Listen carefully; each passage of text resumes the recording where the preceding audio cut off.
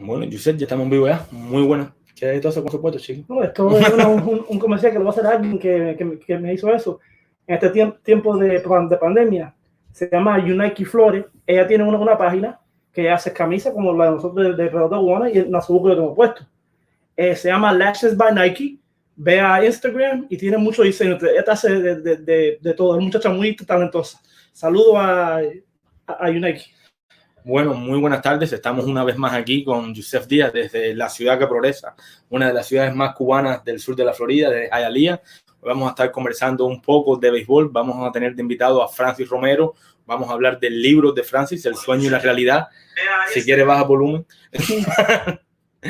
Vamos a hablar un poquito ya del libro. Vamos a estar rifando un libro, no se vaya, ya que esto está al final. Vamos a estar regalando un libro. Vamos a conversar un poco acerca de todas las historias de este libro, y vamos a estar conversando hoy con Francis Romero. ¿Qué te parece, Yusef? El gran Francis Romero, el hombre, acuérdate que ese fue el hombre que dio la noticia del año pasado, el acuerdo entre Cuba y Grandes Ligas, que todo el mundo dijo, no, eso no puede ser verdad, y mira. Sí, conozco muchísimas personas que escribieron que se estaba loco. Que estaba loco. Bueno. Que estaba loco. Bueno, Francis está loco, pero en eso no estaba bien. Y Francis ha dado muchas primicias este año, como cuando Oscar Luis Colá se fue de Cuba. El primero en dar noticia fue Francis Romero. Francis Romero es uno de los periodistas, tú sabes, cubanos que más sigue el béisbol, de los más reconocidos en este mundo del béisbol. Y más respetado. Y hoy va a tener el placer de estar aquí con nosotros. Sí. Hoy va a tener el placer de estar aquí con nosotros. Un saludo para Alejandro Puerto. Alejandro, gracias siempre por estar ahí, de verdad. Un abrazo, Ale, siempre por estar siguiendo a nosotros. Gracias, hermano. Quédate hasta el final, que vamos a estar rifando un libro. A lo mejor te pones de suerte y te la ganas. La pregunta la va a poner Francis. A lo mejor viene con software de la prensa por abajo, o a lo mejor viene con Chapman. Un saludo para Roenis Elías, hermano. Ya te esperamos pronto aquí para conversar un rato, ver ese anillo, ver todo lo que está pasando en Washington, y si Dios quiere ya el jueves te vemos ya metiendo mano. Con Dios mediante, que sabes, porque uno sabe en esta temporada está siendo una temporada rara por la pandemia de COVID. Una temporada rara, sí, donde han pasado cosas raras, donde hay jugadores que lo contratan, al otro día dan positivo por el COVID y le quitan el contrato. Sí, no, bueno, imagínate. No, y también hablando de liga, que no vamos a hablar de esta liga, que los Washington Wild Things del Frontier League tienen una liga entre 4 equipos, que Rey Hernández está batiendo con una puerta. Tiene como 4 para la calle. Ahí está también Balaguer. Jesús Balaguer. Balaguer está también lanzando en esa liga. Vamos a estar comentando un poco de eso, pero bueno, vamos a tener al gran Francis Romero. ¿Para qué esperar más, Francis? Ven para acá. ¿Está Francis? Dímelo. Bien, todo bien. Aquí está el gran Francis Romero. Si no lo conocen, mira Francis. Antes de hablar del libro. Sí. En estos días, Higinio Vélez dio una declaración que todos los cubanos están invitados a regresar a Cuba, que todos somos cubanos. ¿Qué tú crees de eso? Dame tu opinión sobre eso. Sí, todavía no ha habido una confirmación sobre si es muy cierto o cercana a la posibilidad. Ha traído diversas críticas, diversos peloteros que han dicho que de asistir, otros que no, como todo lo que envuelve el panorama del béisbol cubano fuera de la isla, que ya existió una ruptura hace mucho tiempo y esa ruptura se mantiene. y ojalá, bueno, si se da la oportunidad, vamos a ver qué nuevas historias vendrían con eso, qué nuevas problemáticas también surgirían con eso. Y bueno, la parte de ver a las estrellas con un equipo Cuba en un clásico mundial sería una experiencia inolvidable, tú sabes. ¿Y cuál fuera la parte más débil de ese equipo, en tu opinión? Hay algunas partes, tú sabes, débiles, que todavía los jugadores cubanos no han falta un as como teníamos José Fernández hace unos 5 años, brazos dentro de una rotación que me imagino Cuba lo rellenaría con lanzadores de ligas invernales, claro, muy exitosos. Asiática. Ligas asiáticas. Y prospectos, un Michel Baez, un Sionel Pérez, algo así. Y la parte de la receptoría, pero lo demás, un equipo... Sí, pero con Grandal, creo que con Grandal y Arias Martín. Y Arias Martín ahora. Exacto. Y el otro catcher sería Fran Camilo. Claro. Fran Camilo es mi catcher siempre, ¿tú sabes? Que no voy a regular en industriales, pero bueno. Ese es mi hermano. Francis, vamos a meternos ya en el libro, vamos a enseñar el libro. el libro ya está disponible. ¿En dónde podemos?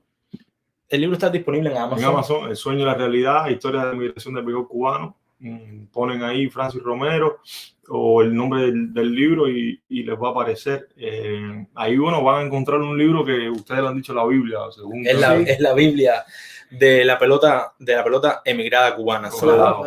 Francis. Todo el mundo conoce que ha sido de la vida de Julieschi Burriel, que ha sido de la vida de Pito Abreu, porque todo el mundo ha llegado a Grandes Ligas. Pero ahora muchas personas desconocen y son jugadores que se perdieron en el camino, jugadores que se fueron del país. Un William Arcaya. No llegaron a jugar al máximo nivel. Otros jugadores que no firmaron, jugadores que se perdieron por el camino, jugadores que quizás ustedes ya conocían del barrio suyo. Todos esos jugadores están, de una manera u otra, están aquí en este libro. En este libro, y un pelotero como el caso ya de Guyen Boulet. Un pelotero matancero que muchísimas personas me han preguntado, ¿no? Que es de la vida, aquí está todo. Dice Carlos Herrera que deje el abuso con Frank Camilo también. Exacto. Ahí estamos, hermano. Dile algo. Entonces, son muchísimos jugadores. Quizás crecieron mirando a un jugador. Ese jugador no hizo más el equipo, se fue del país y no saben qué fue de la vida. Francis, ¿qué tiempo tú te metiste para poder recopilar toda esta información? Bueno, tú sabes, fue un libro súper ambicioso. Al principio iba a ser simplemente una lista de jugadores emigrados, a dónde llegaron, qué fue de ellos. Tratar de recuperar una memoria olvidada que existía sobre ese tema, más en Cuba que fuera, pero también afuera. En Cuba todavía, después de tantos y tantos años, muchas personas no saben qué fue de la vida de jugadores que eran ídolos de su provincia, de su pueblo. Por la parte mía, de la experiencia mía de Villaclara, tú sabes, siempre se decía Said de Beltrán o Viciedo, y no existía una información exacta sobre el tema. Entonces me decidí a buscarlos a cada uno de ellos, todos los que se habían ido, lo mismo jugando a serie nacional, que salido en edad juvenil, que salido con 10 años, 8 años, lo que fuera, si es cubano, y poner el año en que se había ido. Entonces el listado en el libro estaba organizado a partir de años del 60 hasta el 2018, 60, 61, 62, y organizando la lista de una manera que te dijera el jugador con qué edad salió de Cuba y el nivel, la provincia, la posición y el nivel más alto de béisbol a donde llegó. Aquí dice Alejandro Puerto que él recuerda a un jugador que se llama Gaby Sánchez, que era de Villa Clara. Dice que, ya si no se equivoca, y que se fue. No, el Gaby Sánchez que conozco es de los Marlins. Es de los Marlins como bateador y se fue. Dice el gran Raúl Hernández Lima desde Pinal del Río. Saludos, Raúl. Que cuándo va a estar disponible en la Feria del Libro. Tremenda pregunta. Dice Raulito.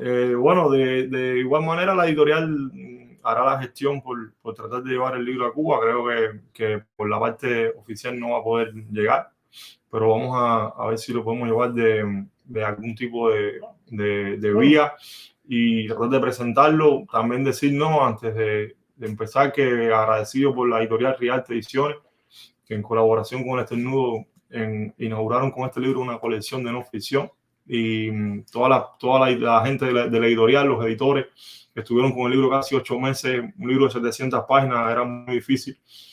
Siempre surgen problemas editoriales y tal, pero los editores, Ibrahim y Bet, fueron ahí los que estuvieron casi todo el tiempo con el libro, y súper contento que me hayan dado la oportunidad en un momento que muchas personas, tú sabes, cuando tú eres escritor novato, que eres joven, las editoriales tienen miedo a arriesgarse con un escritor que no es muy conocido o algo así. Entonces ese paso adelante lo dieron ellos, y mi agradecimiento. Puede ser que eres joven, pero el libro está bien escrito. La historia mía favorita es la de nuestro amigo Yuniesky Maya. Cuéntale a la gente sobre la historia de el gran improvisador. Bueno, sí, decirles que, por ejemplo, sí, Maya hizo una improvisación, pero bueno, no está en el libro. No está en el libro. De hecho, vamos a tener a Maya muy pronto aquí. Ya nos tiene hecho hasta una improvisación. Va a debutar como cantante. Saludos a Yuniesky y a la familia. Ahora ya en lo que Francis ya nos comenta acerca ya de la historia ya de Yuniesky Maya, que es una historia que él no se la había contado a nadie. No. Recuerdo que tuvimos esta conversación hace un tiempo y fue una historia que él no se la contó a nadie, una historia que la dejó para el libro, y es algo que ustedes deberían leer, porque ahí demuestra una vez más las cosas que pasan y cómo las injusticias de una manera u otra ya le llegan a todos los jugadores. Un saludo para Ruby Rivera, que dice que está en sintonía desde Sabanilla. Yo conozco pueblo ese. ¿Tú conoces pueblo ese? Yo conozco pueblo ese. Es una ciudad que tiene un Walmart y todo. ¿Verdad? Entonces, mira, para mí la historia más graciosa, por llamarla de algún modo, es la historia de Tamayo. Sí, la de Ramón Tamayo. Yo no entiendo, supuestamente iban a recoger a un Tamayo y se llevaron a otro. Al Tamayo equivocado. Y se llevaron al Tamayo equivocado. Y Francis después me comentó que haciendo el libro, le dicen, pero ven acá, eran de la misma ciudad. Dicen, no, uno era de Río Cauto y otro de Bayamo. No estaban relacionados, ni eran familiares. Ni eran familia y jugaban posiciones diferentes, sí, y sobre todo tamaños diferentes. ¿Y cómo se apareció para bueno, los lancheros?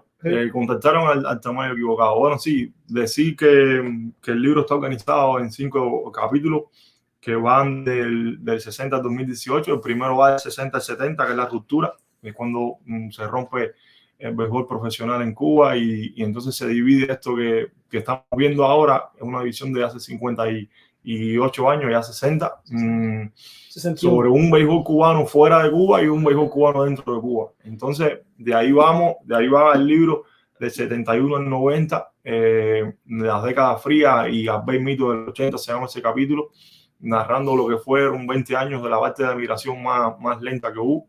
Luego pasa a los abandonos del 91 al 2000. En todos esos capítulos se van recogiendo testimonios de jugadores y explicando cómo se fueron, cómo salieron de Cuba, llenando, tú sabes, de matiz la época también, para que la gente se llevara una idea de lo que fue. Y después va del 2001 al 2010, que es la continuación entre esos abandonos y lo que venía después, que era del 2011 al 18, que le puse la explosión con el récord de salidas de peloteros cubanos en un año. Hablando de eso, hablando de los 60, ¿cómo ellos dividieron quién se quedaba y quién se iba? ¿O le dieron la opción a ellos? Sí, mira, fue la época que más difícil me llevó al libro. Estuve casi medio año para tratar de hacer eso, porque jugadores ya muy viejos, otros habían fallecido, otros jugadores no tienen ni siquiera redes sociales, y básicamente lo que ocurrió fue una reunión en la ciudad deportiva con la dirección, sí, en La Habana, con la dirección del líder. En ese momento estaba José Llanusa, Felipe Ramato, y se le planteó esto a los jugadores. Bueno, ustedes se quedan en Cuba a ser instructores de béisbol, coaches, ser entrenadores técnicos en categorías infantiles, juveniles, nacional, o simplemente siguen con sus carreras en el exterior y pierden sus propiedades en Cuba. Entonces, a partir de ahí, los jugadores profesionales, aquí están en el libro mencionado, fueron como dijo 15, eligieron quedarse 15 o digamos por ahí. Este caso ya quizás de Alfredo Street y esa. Alfredo Street, todos esos peloteros estaban considerados ser profesionales. Uno que se llama Arnaldo Suárez, que era short de los Cardenales de San Luis en el año 61 y era como prospecto a subir. Así Suárez se quedó entrenando niños en regla hasta los años 70. Historias un poco, tú sabes, que a veces dice, bueno, esta persona tenía un futuro profesional en sus manos y decidió. Y los jugadores que ya tenían una carrera aquí decidieron salir de Cuba, perdieron muchas propiedades, muchísimos, están enumerados ahí en el libro, y fue muy triste esa emigración, o sea, salir de Cuba de esa manera, perdiéndolo todo. Entonces ahí es como surge la cosa. Y después del capítulo de 2018 surgieron 3 fenómenos que fueron surgiendo. Me di cuenta de ello a medida que investigaba, que uno fue las deportaciones, otro le pusimos el limbo entre mi editor y yo, que es Gabriel López, que ya dejó un comentario ahí, le mando mi abrazo, y la deportación, el limbo y regreso, ¿entiendes? Okay. Fueron fenómenos que empezaron a suceder. Hay gente que regresaron. Hay muchos peloteros, tú sabes, la parte de los regresos, desde el 2015 hasta el 2019 habían regresado 95 jugadores. No todos se habían acogido a la serie nacional, pero más de la mitad sí. Otros volvieron a salir, el caso de Lázaro Hernández, tú sabes, hay una época muy variada de casos. Y luego de eso, que están 4 historias literarias, que una es la de Yuneski Maya, otra la de William Arcaya, otra la de Ramón Tamayo y otra es la de Dairon Barona, y luego el listado final de los jugadores. En esas 4 historias no son entrevistas normales, ¿sabes? Son historias como perfiles periodísticos de estar conviviendo con el jugador, con la persona, y tratar de reflejar, tú sabes, la sensibilidad, los sentimientos de ellos a raíz de su historia. Y eso me ocurrió con Maya. Voy a verle un día al Miami, que es la primera vez, tú sabes, que le digo, oye, quiero hacer esto. Y él me dice, cuando se termine el día de ese entrenamiento, bueno, dale, vamos a la entrevista. Y yo le digo, no es una entrevista, yo lo que quiero es estar aquí 2 o 3 meses contigo para ver cómo tú... Y se quedó así como diciendo, 2 o 3 meses, y este loco quién es. Y así empezó todo. Y bueno, sí estuve todo ese tiempo. Después de eso continué otras historias y ahí están en el libro, la de Maya. Casi todo el mundo sabe, tú sabes, la esencia, que es un recogedor de pelota que va a las grandes ligas. Pero también ponemos ahí en la historia muchas cosas, cómo vivía su familia, los trabajos que pasaron, cómo fue ese cambio de no ser nadie, de entrar en una guagua. Cuando la guagua viene de arriba y llegaba al Capitán San Luis, Maya subía con William Saavedra y cogían todos los maletines, los bajaban, armaban andamios para las prácticas de bateo. Se perdía una pelota en el center field, Maya iba. Se perdió una pelota en el techo, Maya iba, o Saavedra, así, una cosa así. Y todo ese cambio violento de eso a tú llegar al equipo nacional ya era muy violento. Imagínate tú las grandes ligas. Lanzar en grandes ligas. No, y el primer pitch de Cuba, que también fue. Así mismo, en el 2009. Llegó a ser primer lanzador de Cuba y ganar en Dominicana con todo el mundo. Sí, no, 4 campeonatos diferentes. Le falta 2 equipos nomás y ganó los equipos. Los gana con todo el mundo. Y fue acabado este año en la Serie Caribe. ¿Cuál entrevista a ti te disfrutó más para el libro? O sea, que tú hiciste para el libro. ¿Y cuál entrevista fue la más dura en conseguir, Francis? Bueno, mira, esa misma de Tamayo era muy difícil porque ya él me había dicho a mí que esto era una historia muy complicada, que no me la podía explicar telefónicamente ni en videollamada. ¿Sabes? Tamayo vive en West Palm Beach, no es aquí en Miami, entonces tuve que moverme allá, tuve que ir 2 veces. Y fue difícil cuando llegué ahí, como él hablaba de su historia como si fuera una normal, pero yo que había estado casi cubriendo más de 500, 600 historias, sabía que no era algo normal. Un jugador que fue citado en un punto de moda en Oriente a subirse en una lancha y cuando parte de la lancha a la mitad del camino le están preguntando cuánto está tirando él. Y él dice, no, yo no tiro, yo soy segunda base. Y paran la lancha y él dice, pero ¿cómo que tú eres segunda base? Tú no eres el que tira 94 millas. Alain Tamayo. Y dice, no, ustedes están buscando a Alain. Alain Tamayo. Y toda esa confusión cambió su vida, porque cuando llegó a Dominicana ya no era interés de nadie, incluso era visto como la persona que estuvo en medio de la confusión, que estuvo en medio de la operación que se arruinó, porque ahí hubo otros peloteros, Daniel Hernández, Julio Amador, Orandi Abascal, pero la principal figura que buscar era Alain Tamayo, ¿me entiendes? Y se llevaron el Tamayo equivocado. Bueno, pero hizo un muy buen trabajo el que fue a buscarlo. Tenía un solo tipo y se llevó a equivocado. Exacto. Eso es algo interesante. Francis, este libro, bueno, dice ya Gabriel que si nos podías leer algún fragmento de cualquier, no sé, de cualquier historia, de algo que ya para compartir ya. Sí, mira, en lo que ustedes más o menos hablan ahí, les voy a leer una parte de un jugador que salió en 1994 en plena crisis de los balseros y se fue en una balsa. Sí, me imagino que también conseguir todas estas entrevistas y poder llegarle a todos estos peloteros no fue fácil. No. Me imagino que muchísimas personas te hicieron ver como que eras de la seguridad. Sí, imagino cuando tú le preguntas fue muy ¿cuándo difícil. te fuiste? Fue muy difícil. Incluso en el libro hay más de 1000 jugadores salidos de 60 a 2018. Pero más de 1000 jugadores. Sí, más de 1000 jugadores entre serie nacional, juveniles, las tempranas, como Grandal, Ravelo, sí. Jugadores que no estuvieron mucho tiempo en Cuba. Y John del Alonso. todo ese tipo de que son parecidos como yo, que vino chiquitico para... Exactamente. Entonces era muy difícil para los historiadores, los que compilaban las historias de los emigrados. Era, si tú te habías ido en corta edad y habías llegado a Grandes Ligas, tú ibas a ser reconocido en un grupo de medios periodísticos, un grupo... Pero si tú emigrabas a corta edad y llegabas a AA, nadie sabía. Sí, nadie sabía de ti. Es como que el triunfo te daba reconocimiento y entonces yo creo que ser profesional igual tiene un reconocimiento, claro, no mayor, pero lo tiene. Y te firmaba por un equipo.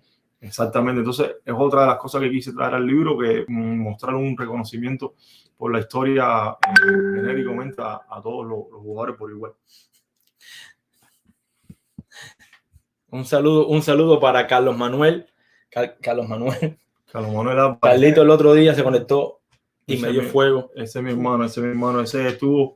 Carlito fue de los que estuvo en la parte de las editoriales y de tratar de buscar una publicación del libro. Y bueno, y él sabe que mi agradecimiento es eterno para él. Y Carlos es un fanático de The Wire. O puso un comentario de The Wire. The Wire. Que, no, por eso depende del día. No, que sabe Carlito de The Wire. Eso es como coja a Carlito, no, Carlito ha visto The Wire varias veces. Él sabe de todo, pero también sabe de nada. Entonces, tú sabes, tienes que tratar de llevarlo ahí como más o menos tú. Bueno, mira, una parte que está graciosa, ¿no? del libro es un jugador cubano que iba a ser parte ya de los Industriales, firmó un contrato de Liga Menor con Baltimore. ¿Cómo se llama el jugador? ¿Cómo se llama el jugador? Joaquín Serra. Bueno, y le voy a leer una parte. Ya Serra iba en camino del camión a Cojimar a llevar la balsa. Y entonces la parte que voy a leer. Mientras Serra bajaba por la carretera con la balsa oculta en un camión, un amigo del equipo municipal de Regla le gritó de un lado al otro de la calle: oye, ¿te enteraste que caíste en la preselección de Industriales? Ah, sí, coño, qué bueno, le respondió Serra. Como diciendo, yo voy en una balsa. ¿Tú me estás diciendo eso? ¿Qué me importa? ¿Qué me importa eso? Esa, él, ¿sabes? Y él lo dice a sí mismo, y una cosa que a mí me... Y entonces, aquí sigo. En aquel momento Serra no le dedicó un pensamiento al béisbol. El principal tema era su vida. Si su vida se salvaba, quizás el béisbol también. Si naufragaba en el mar, el béisbol se apagaba como las luces del estadio. En la cercanía de La Habana del Este y en lo que arribaba a la costa por el pueblo pesquero de Cojimar, el camión continuó en marcha y Serra distinguió a otro amigo, Javier Sainz, que le preguntó, otra vez lo mismo: ¿para dónde tú vas? Me voy en balsa, dijo el joven. ¿Cómo que te vas en balsa?, preguntó el amigo. Que me voy en balsa, compadre, me voy. ¿Cómo tú le explicas? Ya que te va. Porque parece que el amigo... O el tipo puede ser que es sordo, porque bueno. Y entonces, bueno, ya para terminar esta parte, esto es en el capítulo de los abandonos del 91 al 2000. Un tiburón más grande que la balsa los acompañó por 24 horas. Wow. Las 24 horas más tenebrosas en la vida del Pipi. Uno que iba, eran 5 personas dentro de la balsa, uno que iba con Serra, quien sufrió un ostensible ataque de pánico. Imagínate. Sé que estuvo mal y se preocuparon por él. Sin embargo, Serra y su primo eran marineros que reconocían en el tiburón que no tenía intenciones de atacar, porque ellos sabían mucho de pescadores. Exacto. Porque utilizaba la sombra de la balsa como resguardo, algo que suelen hacer las hembras en periodo de gestación. Y ahora dice Serra: eso no hace nada, eso es película. El tiburón no te ataca cuando estás fuera del agua. Eso solo pasa en las películas del Piper. No, eso... Y el caso de Serra, me imagino que sea de muchísimas personas que decidieron irse. Sí.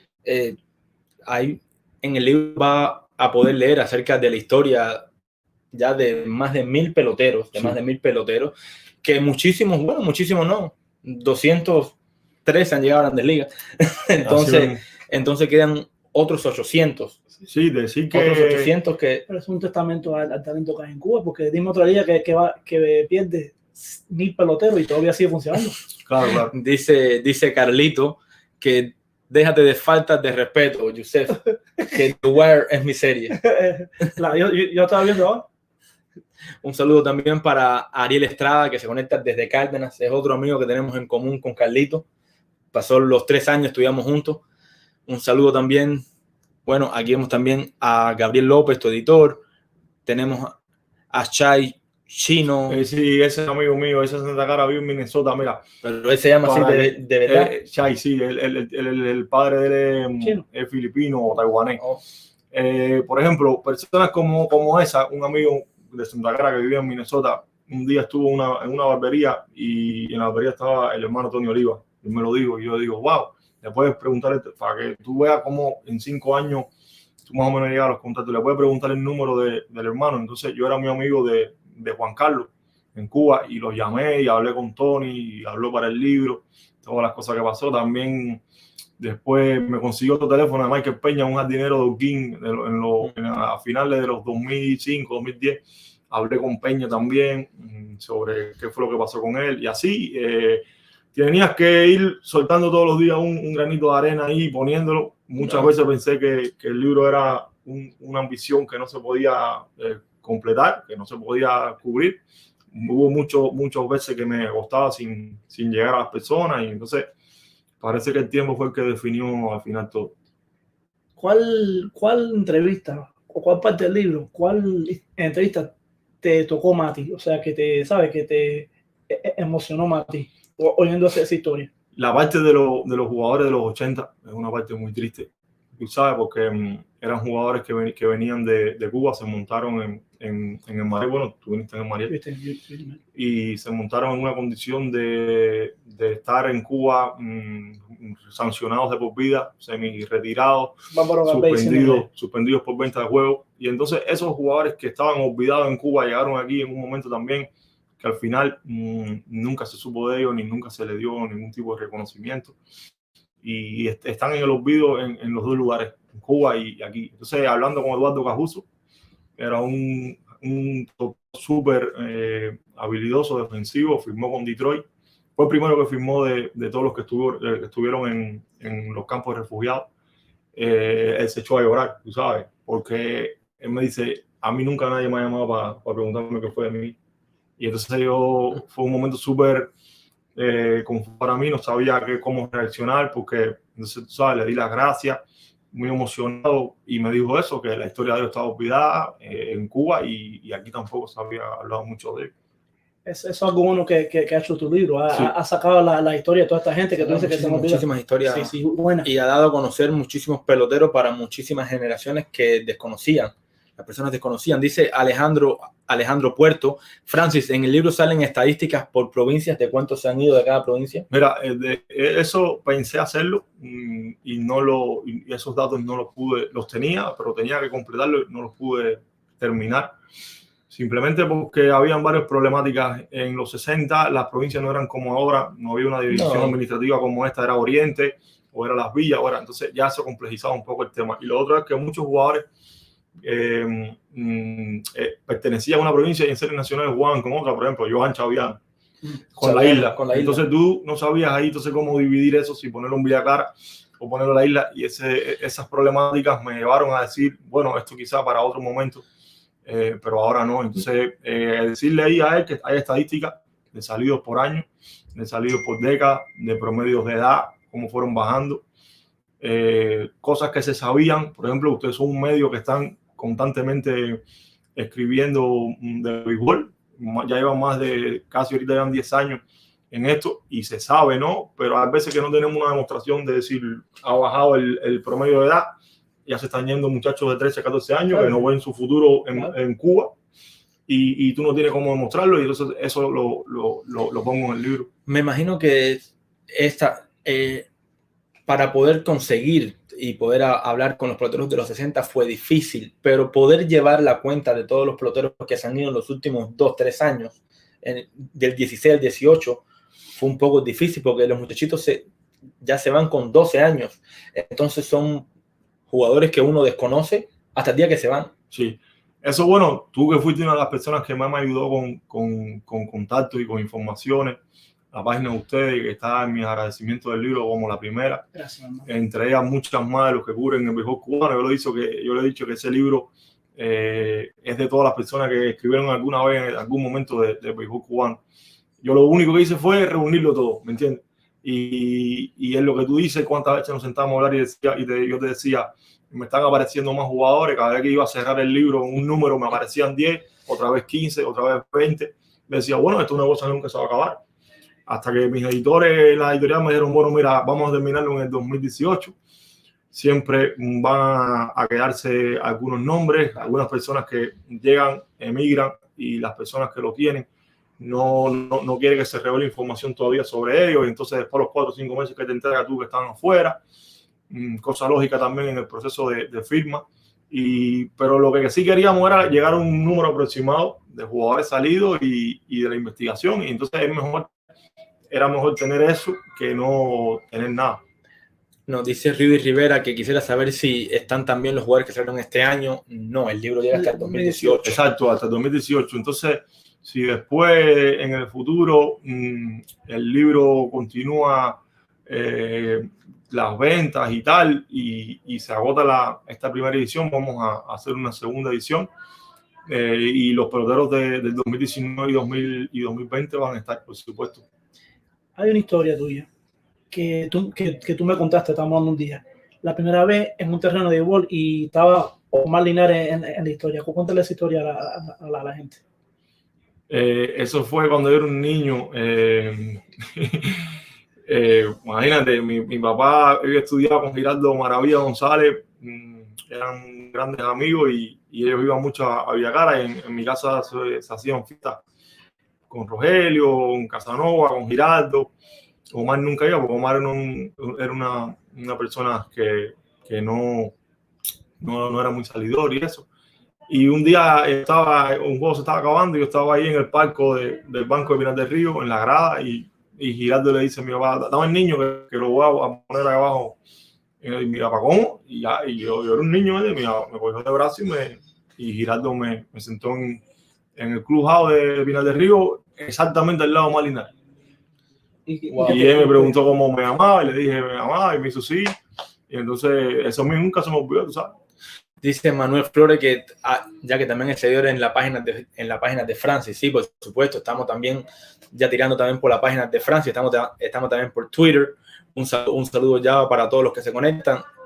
Solamente yo puedo ver ahora aquí los que tenemos si él la puede ver, bueno, que no la deje saber. Exacto. Francis, usted es un escritor muy talentoso, pero incluso nunca escribiste por un medio oficial en Cuba. ¿Por qué?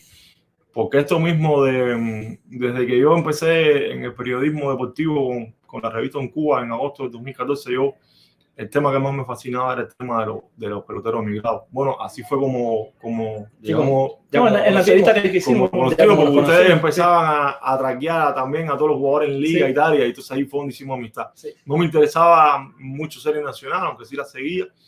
Y desde un primer momento siempre tuve la lista esa de los peloteros y el libro en mi mente. Sí. Y entonces escribir para un medio oficial te ponía muchas trabas y te limitaba mucho. Entonces yo soy una persona que valora mucho el tiempo. No tenía tiempo para estar dedicándolo, regalándolo y que no se reconociera nada. Entonces decidí seguir por mi camino en Cuba. En aquella época era un sitio súper codiciado. Escribir ahí era un orgullo. Después empezaron otras páginas a escribirme y escribí en Diario Cuba, en Progreso Semanal. Pagaban muchísimo más que lo que cobra un periodista oficial en Cuba. No me iba mal ahí. Y decidí seguir por esa vía. Incluso esa lista de prospectos que tú hiciste en el 2014, que nosotros la hemos usado para un montón de escritos, para mí fue la Biblia de los prospectos en ese año, porque incluso de los 25, creo que 21 están ya firmados o se han ido. Sí. Son muchísimos de esos prospectos están ahora, incluso son considerados prospectos ya dentro de sus propias organizaciones. Y había muchísimo talento. Ahora mismo, lo que está pasando en Cuba, y eso lo puede también leer en el libro, el béisbol cubano se ha saltado generaciones. Y si tú chequeas los terceros, los cuartos bates de todos los equipos, todos tienen 30 años, más de 30 años, y los muchachitos de 15 años se han ido. Entonces no hay para tú suplir. Sí, como que se desfasó se fueron esas generaciones, se fueron. El relevo se fue. El relevo y el relevo del relevo. Sí. Y el relevo del relevo, creo. Ahí hay una pregunta de un seguidor, mira. Pero de la página, esa de la página mía, de Michelle. Esta. La de arriba. Esa. Denis Michel Márquez quiere saber cuándo decidiste que habían suficientes datos para tu libro. Bueno, Gracias, tuve que detenerme en diciembre de 2018 y dije ya, ahora lo que se me ha escapado se quedó, porque estuve casi un año en eso. Y ahí en ese momento dije, bueno, ya, incluso después que yo entregué el libro a la editorial y ellos lo estaban revisando, venían otros datos, venían 10, 15 jugadores. Tuve siempre 10, 15 jugadores más, se los enviaba y los actualizaba. Fue bastante difícil para ellos, por eso tú sabes, mi agradecimiento por la paciencia que tuvieron. Pero básicamente cubrir un tema de investigación del EXO nunca se acaba. Siempre tú descubres más y más y más. Es una cosa infinita. Estuviste en Cuba, Francis, cuando regresaron los jugadores de Grandes Ligas. Sí, en diciembre de 2015. Sí, y cuéntame sobre esa experiencia. Y bueno, lo mal y lo bueno de esa experiencia. Lo bueno, tú sabes, fue una época en Cuba que había mucha esperanza de cambio. Las relaciones con los Estados Unidos, con Obama. La parte esta de los Grandes Ligas yendo, era como una apertura, todo el mundo estaba diciendo, bueno, va a pasar algo. Y lo malo era que muchos periodistas oficiales que había en esa sala del Hotel Nacional, te hablo de Aurelio Prieto Alemán, Oscar Sánchez Serra, muchos periodistas estaban ahí, no cubrían la parte de los peloteros cubanos que estaban regresando, sino tratar de indagar más en cosas críticas hacia MLB y hacia... Me recuerdo que las primeras preguntas fueron sobre el botín que Cuba ganó en el Clásico 2006, que nunca les llegó. Dan Hallen y Tony Clark se quedaron así como, pero si nosotros ni trabajábamos en esa época. Realmente ellos eran, ¿sabes? Dirigentes de MLB, tenían que responder la pregunta, pero eran cosas que no venían al caso en ese momento. Y una parte negativa, pero al final hubo mucha esperanza. Esa es la palabra. Bueno, ya tenemos en pantalla el link. Si ustedes quieren hacerle una pregunta a Francis aquí en vivo, quieren saber cualquier cosa, el link va a estar en los comentarios. Pueden entrar al link, automáticamente se van a conectar con nosotros y va a estar aquí en vivo. Cualquier pregunta puede entrar por ahí también. Bueno, la pregunta del libro no es una pregunta que, bueno, todavía en lo que queda del show lo pueden responder. No es una pregunta que veo que sea muy, muy complicada ni muy fácil. Es que diga... el primer pelotero que jugó que estuvo en series nacionales y llegó a las Grandes Ligas. El primer pelotero cubano que llegó a las Grandes Ligas después de haber pasado por una serie nacional. No que se haya ido sin llegar y haya llegado a Grandes Ligas, sino que estuvo en serie nacional y luego llegó a las Grandes Ligas. No creo que sea muy, muy difícil. Ahí está si alguien contesta primero desde la página de Francis, yo no tengo acceso aquí. Por favor, mira, Manuel, que está en los dos, si nos puede hacer el favor. Sí. Manuel, no te lo vayas a robar tú. No te lo vayas a robar tú. Pon, tú sabes, por favor, ponga el nombre aquí para hacérselo llegar. Y no es ver Campaneri. Campaneri no jugó serie nacional. No jugó serie nacional. Se fue de Cuba antes de comienzo de la serie nacional. No, pero no. Drian dice Bárbaro Garbey. Bueno, ya.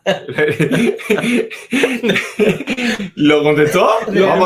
Lo primero que te dije fue que no para Ecuador, monstruo. No para Ecuador. No, es el ganador. No, yo Drian, se lo mando. Drian, como diría un gran filósofo cubano del siglo XXI, estás a la caranda. Bueno, llegó Flores tarde. Manuel, llegaste tarde, Manuel. Bueno, un saludo ya para Adrián, que se lo ganó. Sí, es Bárbaro Garbey. Sí, es Bárbaro Garbey, que tiene una historia que dice que había muchísimos scouts. Ya durante el éxodo de Mariel, muchísimos scouts estaban leyendo y leían todos los días todos los reportes de las personas que salían en Mariel, porque ellos esperaban que saliera algún pelotero. Sí. Y así fue como dieron con Garbey. Mira, ¿qué pasó? Fue una época que los scouts llevaban casi desde el año 62 al 80, casi 18 años sin saber del talento cubano. Porque no podían ir a Cuba. Y oían de las historias, las restricciones de los dos países, no se podía viajar ni de aquí para allá, ni de allá para acá. Y todo eran las historias, y ellos fueron los scouts fueron al campo de refugiados buscando a Marchetti, buscando peloteros. Sí. Y luego, espérate, Pero, aquí no están aquí esa hay gente, nadie. ¿no? Entonces dijeron, bueno, pero hay peloteros, queremos verlo. Bueno, George Suras era un scout es un recorte, un archivo que encontré en New York Times, un scout de Cincinnati. Fue a ver a varios jugadores, entonces deja, para que tú veas cómo estaban las condiciones, deja como 6 o 7 guantes, 7 pelotas, 2 o 3 petos de catcher, rodillera, cosas de béisbol. Los deja acá y va allá a audicionar a los peloteros como 20, 30 metros. Cuando yo, nada de eso estaba Se lo robaron. Y entonces, sí, algunos que en el Mariel no eran conocidos por sus buenos hábitos. Era una situación muy difícil. Bueno, había muchos que quedaron de varios sitios. Acuérdate que yo incluso yo vine en el Mariel. Exacto. Pero tú no te acuerdas. Yo me acuerdo todo. Sí, ahí Rudy Rivera, el libro logré de más de 1.200 jugadores salidos, logré más de casi 700 testimonios o directamente por correo, por email, por texto de jugadores salidos de Cuba. Dice Carlito. Oh, el libro de Amílcar Pérez, ¿cuándo le llega? Wow. Es un amigo mío que vive en Brasil y no ha llegado el libro. Decirle no, que los envíos están demorando. Échale la culpa al coronavirus, que todo el mundo queda bien con eso. Exacto. Los envíos están demorando casi 2 meses. Me consta, varias personas me han escrito. Y bueno, que al compañero Amílcar le llegue cuando antes el libro. Vamos a hablar un poquito, porque varias personas ya nos han preguntado acerca de la situación de Yasiel Puig. Para saltarnos, ¿tú crees que Yasiel Puig pueda conseguir contrato para esta temporada? Yo creo que si algún jugador élite queda sin equipo es Puig. Entonces me hace pensar que en algún momento de estos días algún equipo tenga posibilidades, tú sabes, de estar ahí en la pelea, pueda decir vamos por Puig entonces y seguir adelante. Si no van por él, no hay un jugador mejor que él ahora mismo en la agencia libre. Tú hiciste en estos días, este año, creo que fue el año pasado, hiciste otra lista de los 25 prospectos en Serie Nacional. Sí. En tu opinión, dame los 5 mejores, Francis. Eso fue una lista que hice de los jugadores que están que terminaron en edad juvenil. Sí. También una cosa súper ambiciosa, porque a mí me gusta estar ahí en los estadios y medir tiempo, medir herramientas. Y no lo pude hacer, pero tuve ayuda de varios entrenadores de provincia y me ayudaron a eso. Tuve casi 3 meses para eso. Bueno, los 2 principales prospectos de Cuba en esa edad, César Yanquier Hernández y Luis Dani Morales. Luis Dani es espiritual. Exacto, sí, los dos. Un pitcher que ya todo el mundo sabe quién es, sí. No solo en Cuba, sino también, digamos, scouts o dirigentes de grandes ligas. Saben que es un talento de ciudad élite. Le acabas de poner ya 3 seguridad más. No. Le acabas de poner 3 seguridad más. No, es que realmente son talentos que tú sabes, son codiciados y también está la parte de otros como, por ejemplo, el hermano de Ronald Bolaño. Están varios bateadores como el tunero Emíguez, Luis Manuel Pérez Emíguez. Hay muchísimo talento de Cuba. No, y si vamos a buscar un poquito más para abajo, estos muchachitos, el caso de Alejandro Prieto, que ya es del sub-12. Hay muchísimos jugadores que tienen tremendo futuro, pero sabemos cómo funciona todo. Terry Orama de Cienfuegos, Yoreki Hernández, un pitcher bateador de Santiago, lo mismo batea doble, triple, honrones, que ganó 7 o 8 juegos en sus categorías, es decir, un buen player. Es parecido a Oscar Luis Colá. Es un muchacho que tiene talento para hacer las dos cosas. Sí. Y muchísimos peloteros de Matanza hay como 6 o 7, Santi Espíritu, Kevin Rosales. Para los que nos están preguntando que dónde pueden adquirir el libro, ahí está el link, lo puse en pantalla, el link está en los comentarios, pueden buscarlo, ahí está el link en Amazon. Ahí está. Ahí lo tienen. Un saludo ya para Ariel Estrada también, que está fajado con Carlito.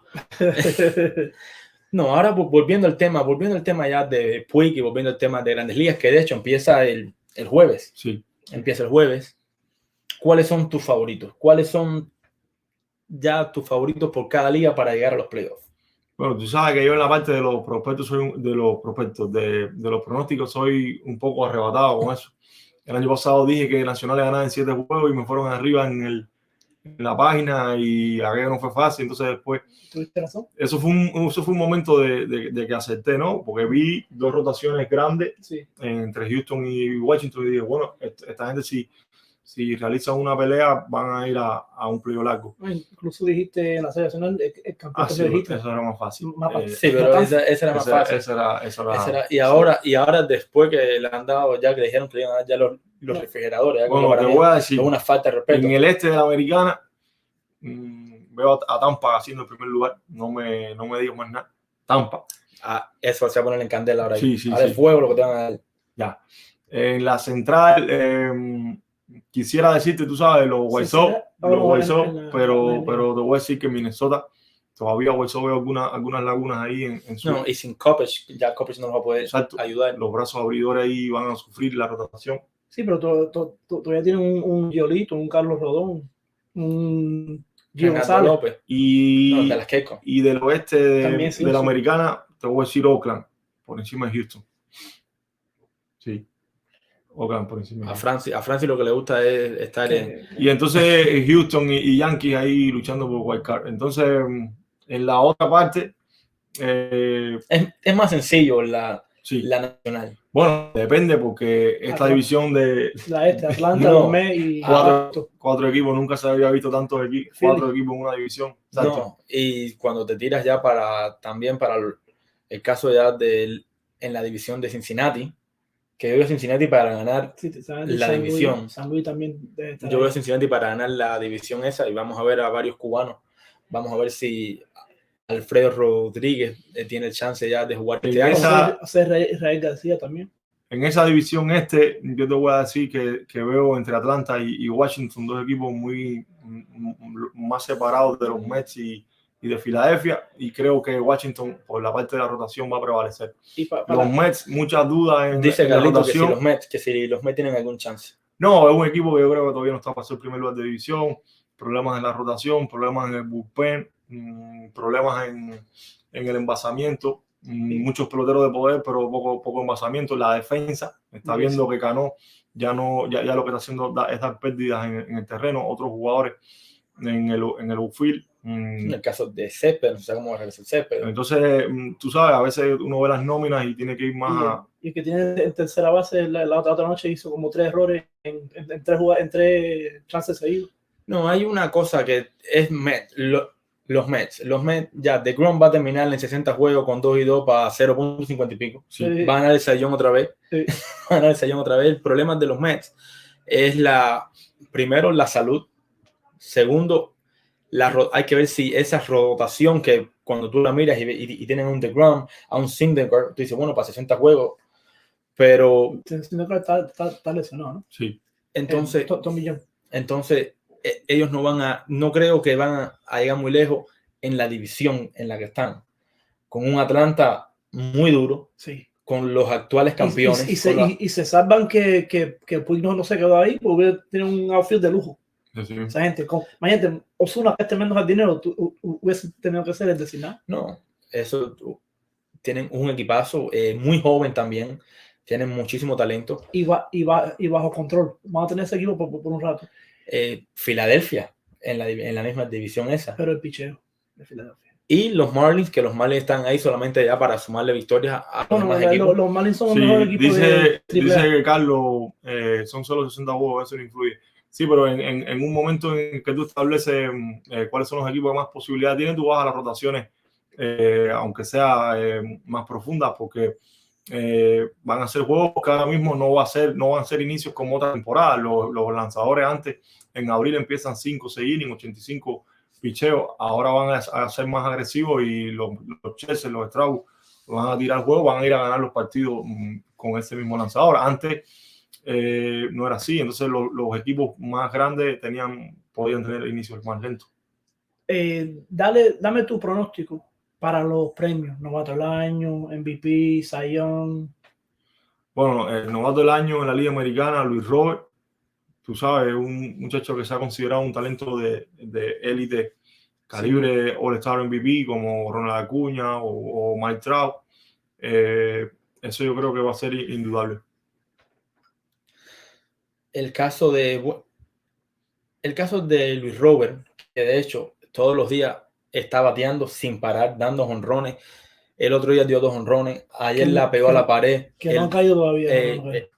Dio jonrón cayéndose. Sí. A la defensa ha lucido un mundo y por eso tiene un muy buen line-up. Sí. Un line-up que con Grandal ya recuperado, un Pito, con Tim Anderson, que fue el champion bate, con Moncada, con Encarnación. Entonces tienen un line-up muy completo. Yo veo a Guaysó, y no es porque hay varios cubanos, pero yo veo a Guaysó caminando mucho. Quizás el picheo. Bueno, Yolito está ahí. Yolito está ahí, pero Yolito es alguien que se esperaba muchísimo y vino a cuajar el año pasado. Ya Rodón no va a estar listo desde el comienzo. Está Gio, está Dallas Keuchel. Ya tienen a Gio. Veterano.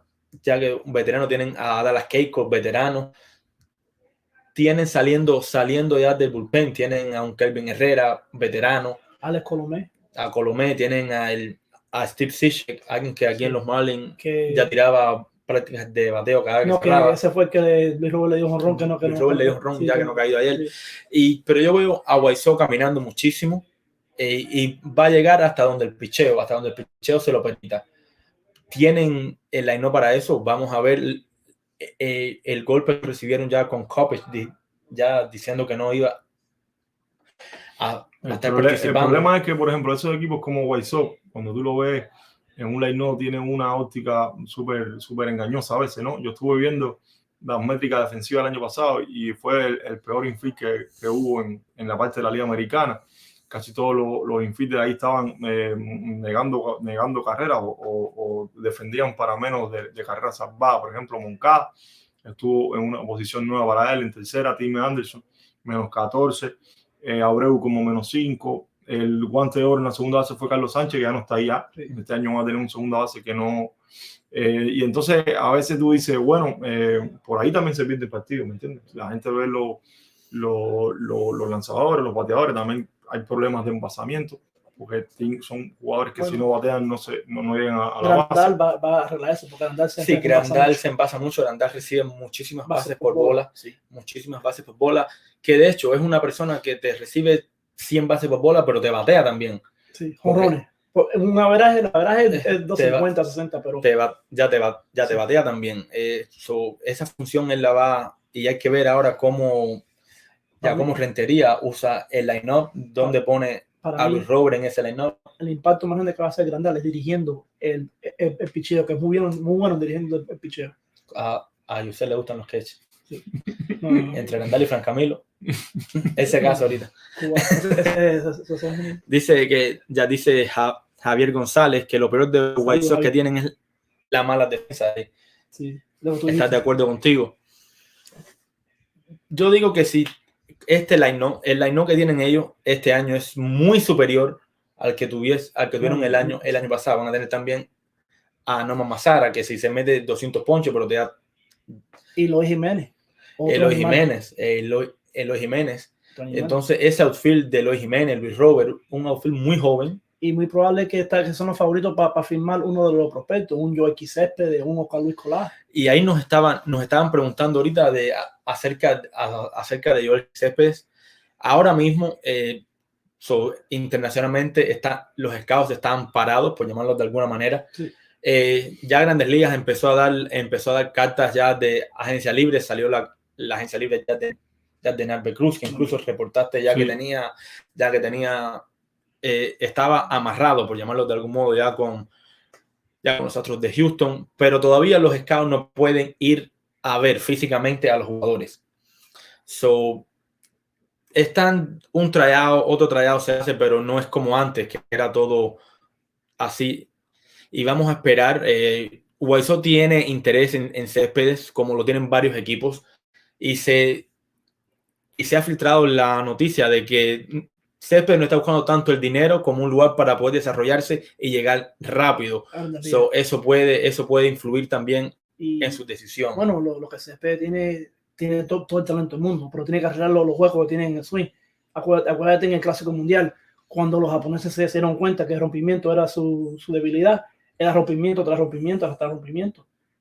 Pero él tiene todo el talento del mundo. Para ti, de todos los cubanos que van a firmar, ¿cuál es el mejor prospecto, en tu opinión? Entre los que están ahora para... Entre los que van a firmar ahora, sí. en lo que era julio 2, que va a ser enero 12.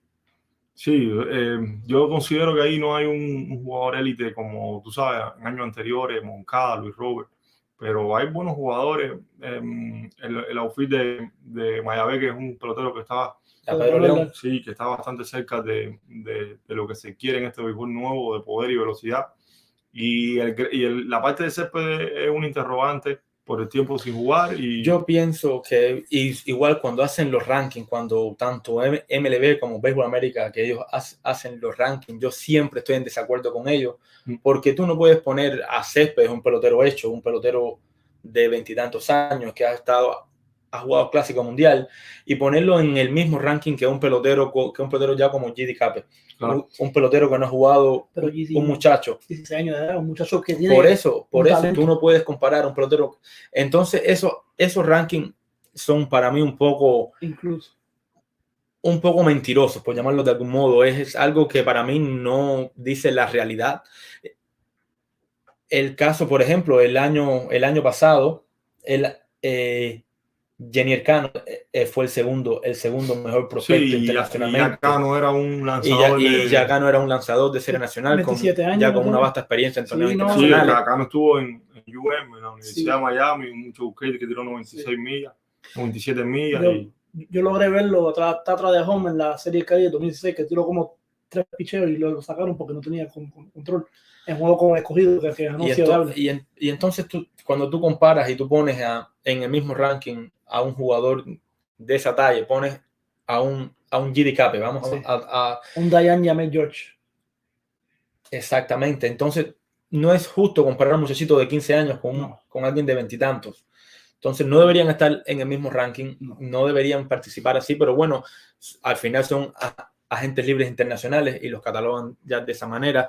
Dice Amílcar Pérez: Francis Romero habla de los principales prospectos cubanos que podrían llegar en un futuro cercano. Dime de León. Estamos hablando de eso mismo ahora. Bueno, sí, que León tenía una firma arreglada de cerca de los 4 millones. Eso va a cambiar ahora. Los equipos no van a tener todo el presupuesto para darle a un jugador. Hay que ver. Seguramente se pueda quedar en una mitad de la cifra primera, pero un muchacho que una vez llega al béisbol profesional, me imagino que vaya directamente a AA, y ahí ver cómo responde al nuevo nivel, a los nuevos picheos, a cosas que nunca ha visto.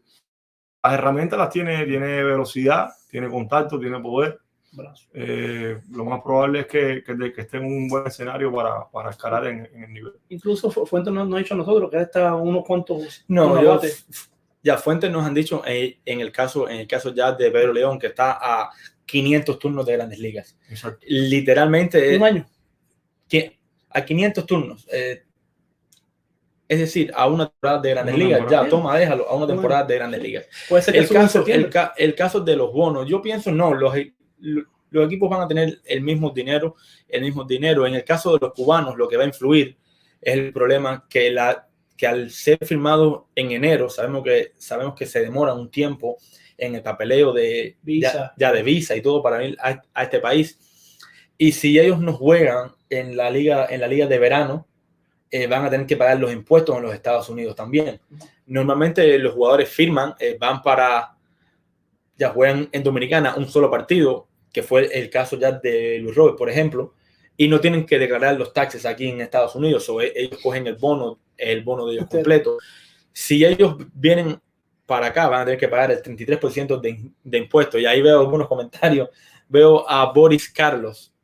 El famoso Boris Carlos. Que tengo que hablar con Boris para ver de dónde sacó ese nombre. Tengo que hablar con Boris para que me explique bien el origen. Sí. Él tiene esa frase ahí, la corta y la pega y la ponen en donde hay un problema con un pelotero cubano.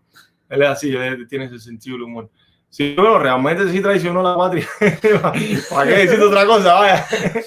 ¿Dónde está? Dice, es otro que traicionó la patria y se dejó llevar por los cánceres del abuelo. Ha dicho algo ahí, ¿sabes? Incluso, ¿es Boris Carlos o es Ciro Cuartel? ¿Quién es? No, que lo diga ahí, a ver quién es él. ¿Quién tú eres? Ya que Boris Carlos, yo no sé, el otro día me apareció un Boris Carlos así, mis amigos, me rompí la cabeza, me dijeron, Dios, ¿quién es Boris Carlos? Tuve que pinchar la fotico para ver y tuve que ver algo ya de Paquito.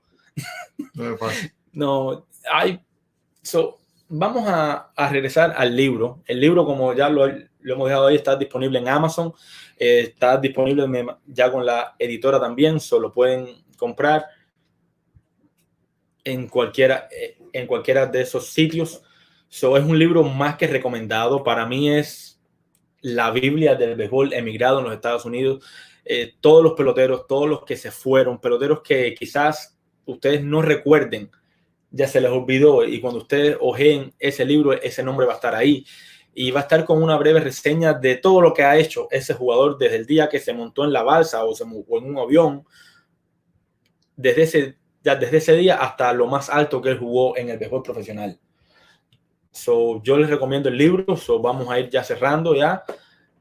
No sé si tienen algo más que agregar, Francis. No, nada. Gracias por invitarme al programa y lo mismo, tú sabes, con el libro que con el tema del béisbol. Vamos a seguir adelante en todo esto de cubrir el béisbol diariamente. Y ya saben, el libro es un libro muy amplio, muy grande, que dice, relata historias no solo de cubanos, sino también de seres humanos que buscaban sueños, y a veces la realidad fue superior a eso. Pero gracias por tenerme aquí y vamos a volver en algún momento después.